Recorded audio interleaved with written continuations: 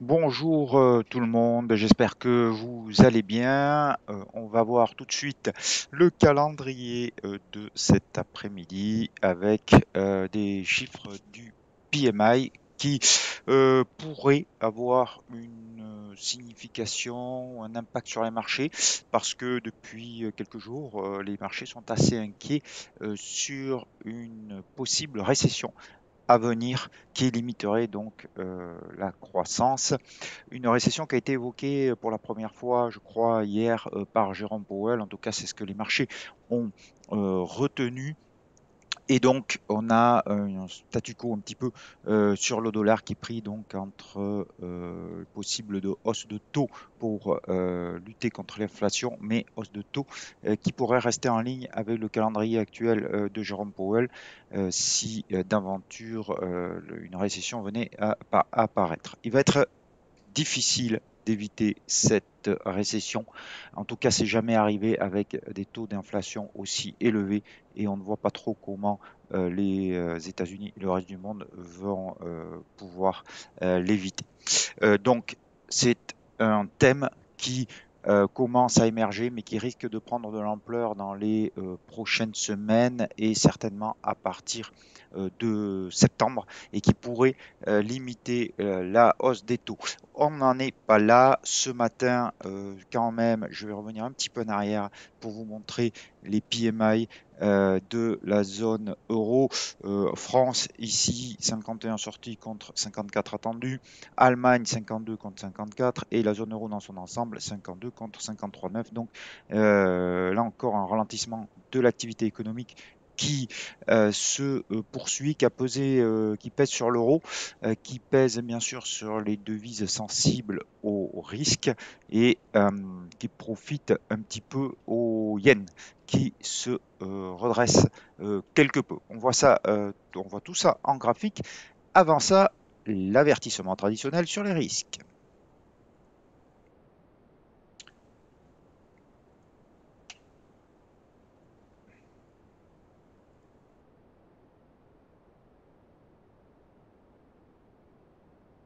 Voilà, donc allez, comme toujours, on débute avec l'indice dollar pour avoir une vue d'ensemble. Indice dollar qui fait donc du surplace en légère baisse hier, en légère hausse aujourd'hui. Il est pris entre la baisse des taux, légère baisse des taux sur les rendements obligataires américains et son statut de valeur refuge en tant que par rapport au risque de récession.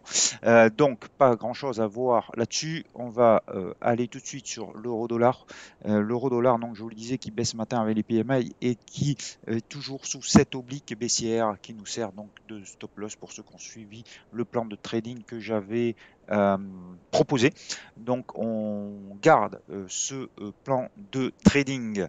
Alors, par contre, sur l'euro-yen, j'étais long à 142,15 pour aller tester dans un premier temps le plus haut à 144. On l'a atteint hier, mais aujourd'hui on a une bougie de retournement. Donc normalement, si je prends le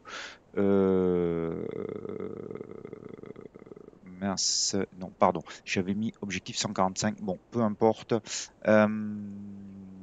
Je ne sais pas pourquoi 145, mais enfin bon, peu importe. De toute façon, la bougie du jour ne me plaît pas beaucoup. Hier, on a un doji, on pourrait avoir une formation en étoile du soir si jamais on clôturait sur ces niveaux. Donc, je préfère sortir la position. Je le fais en direct. Donc, on est sur 142, 25, 24. Donc, je sors la position. Je vous rappelle qu'on était rentré à 142,15. Donc, c'est une position sortie flat. Mais la configuration du jour ne me plaît pas beaucoup. Elle pourrait donner lieu à une correction ou en tout cas une latéralisation. On verra ce qui se passe et on se replacera peut-être long parce que la faiblesse du yen est quand même structurelle, mais à court terme, on pourrait avoir un petit retour sur 140. Voilà, donc on sort la position flat, tant pis, on verra si on s'y repositionne dessus ou pas. Sur le câble, puisque Je vous avais dit que vous pouviez être short câble à la place du short Rodol. On est exactement sur la même configuration. Même, je vous répète pas ce que j'ai déjà dit à maintes reprises. Donc le câble a beaucoup plus de faiblesse, à mon avis. La livre accumule plus de faiblesse que l'euro. Pour l'instant, aujourd'hui, vous allez me dire, il baisse un peu moins, mais c'est normal puisque les chiffres qui sont sortis concernaient l'Europe et pas l'Angleterre. Donc il est un petit peu épargné, mais la tendance reste baissière et on pourrait très bien revenir sur 1,20 dans les prochains jours. Ça ne serait guère étonnant.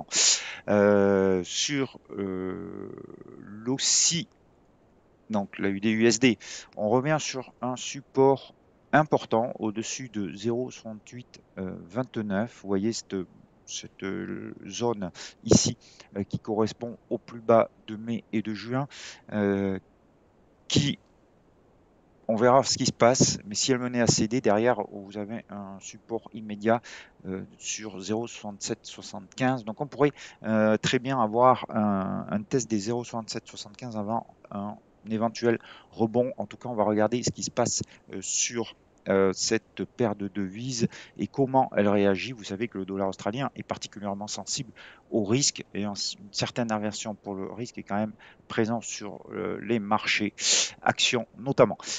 Si on reste sur les antipodes, si on regarde le kiwi, là aussi position donc short sur le kiwi, euh, avec un objectif un petit peu ambitieux sur 0,60. Pour l'instant, il n'y a pas lieu de le réviser. On garde notre stop loss comme il est actuellement. Attention quand même, il y a une zone de support ici à 0,6216 qui semble assez solide. On revient dessus, on va voir comment se comportent les prix. Si on voit une figure de retournement, on pourrait sortir et prendre nos gains sur le kiwi et pas attendre la cassure. Mais pour l'instant, on reste avec le plan de trading initial, à savoir un objectif à 0,60. On va aller voir le dollar yen, puisque là aussi, on a une position, un plan de trading. Donc, on en est sur 135,40. Une légère correction. Le stop est à 134,90. Donc, on garde ce stop loss. La tendance reste toujours haussière sur le dollar yen au-dessus des moyennes mobiles, vous voyez, ascendantes. Et donc, l'objectif est toujours, premier objectif, sur 140. Le dollar suisse, on est sur une zone de support entre deux retracements Fibonacci très importants, le 61,8 et le 50%. Mais on reste sous les moyennes mobiles de court terme. Dans le dollar suisse, il est un petit peu en attente. Il va falloir que la situation se décante parce qu'il peut aussi bien valider un double top sur cassure, notamment de ce retracement de 61,8, ce qui donnerait très certainement un retracement complet de la hausse si ce double sommet était validé. Mais on peut aussi, alors une figure elle est valable lorsqu'elle est validée et pour l'instant c'est pas le cas, donc elle n'existe pas. Euh, donc on peut aussi bien avoir une reprise haussière et un troisième test de la zone de résistance si d'aventure on passait au-dessus des moyennes mobiles qui correspondent au retracement 38,2 Fibonacci. Donc en fait, c'est assez simple sur le dollar suisse. Entre le retracement 61,8 et le retracement 38,2, on est sur une position neutre. Au-dessus du 38,2, on repasserait haussier. En dessous du 61,8, en gros, le double sommet serait validé et on aurait un objectif donc de retracement complet de la hausse de avril à mai. Et je crois qu'on a fait le tour. On n'a pas regardé l'euro suisse. L'euro suisse où il se passe plus grand chose à l'approche de 1,0088. Je suis toujours short. J'aime pas beaucoup ces mèches basses qui sont de plus en plus nombreuses, ce qui montre que les acheteurs sont quand même assez présents. Ceci étant, pour l'instant, on va rester avec le plan de trading initial puisqu'on n'a pas d'invalidation de retournement de tendance pour l'instant. Enfin, je vais finir avec le l'Uni, le dollar contre dollar canadien, qui a donc atteint un sommet, la résistance à 1,3077 et qui corrige depuis lors.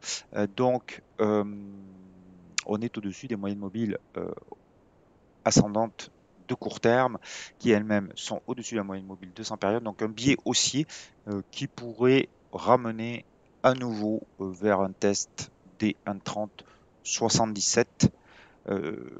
Le problème du dollar canadien actuellement, c'est un petit peu la faiblesse des cours du pétrole, qui bien sûr sont très sensibles à une possible récession. Et donc, cette faiblesse peut éventuellement être mise à profit. On va regarder sur l'horizon de temps 1 heure si ça nous offre une configuration, un signal haussier. Non, pas encore vraiment. On a quand même ce croisement à nouveau des moyennes mobiles ici en 1 heure. Donc, si on repassait au-dessus de ce petit sommet ici, alors là, c'est attention, hein, là pour le coup, c'est un trade à très court terme pour ceux qui veulent faire garder les positions sur 48 heures, une semaine grand maximum. Si on cassait cette petite résistance, on pourrait reviser 1,3077 pour un stop sous ici ce support à 1,2902. Le risk-reward n'est pas excellent. Il est très limite, mais il faudrait plutôt mettre le stop loss sous ce dernier creux de marché. Alors, à condition bien sûr qu'on casse cette résistance, on pourrait mettre, voilà, ça serait un peu mieux déjà, mettre un stop sous 1,2947, donc pour viser 1,3077, à condition qu'un chandelier haussier d'ampleur quand même casse cette résistance ici. Donc j'agrandis. Voilà, pour ceux qui veulent faire du trading de très court terme, c'est quelque chose que vous pouvez surveiller. Alors, je ne vous l'ai pas dit, mais en plus, c'était sur le calendrier, il y a Jérôme Powell qui reparle cette fois-ci devant la Chambre des représentants. Hier, il était devant le Sénat. On va voir si il apporte des précisions. Normalement, il doit répéter la même chose qu'hier, mais sait-on jamais si il veut se lancer dans une improvisation. C'est pas trop la caractéristique des banques centrales. Normalement, il est censé répéter ce qu'il a dit au Sénat devant la Chambre des représentants, mais c'est quand même à surveiller. Voilà donc pour cet après-midi le tableau du plan de trading. Donc ici l'euro-yen, je préfère le sortir sur 142, donc j'ai dit 25, je le fais devant vous avec donc 10 pips de gain, c'est-à-dire à peu près une position flat. En tout cas, elle n'a rien coûté, mais la configuration en étoile du soir qui pourrait se matérialiser si la clôture est comme les prix sont actuellement, m'indique que la hausse pourrait marquer un petit peu une pause. Voilà, je vous souhaite un très très bel après-midi, de très bons trades. Je vous dis à demain. Ciao ciao.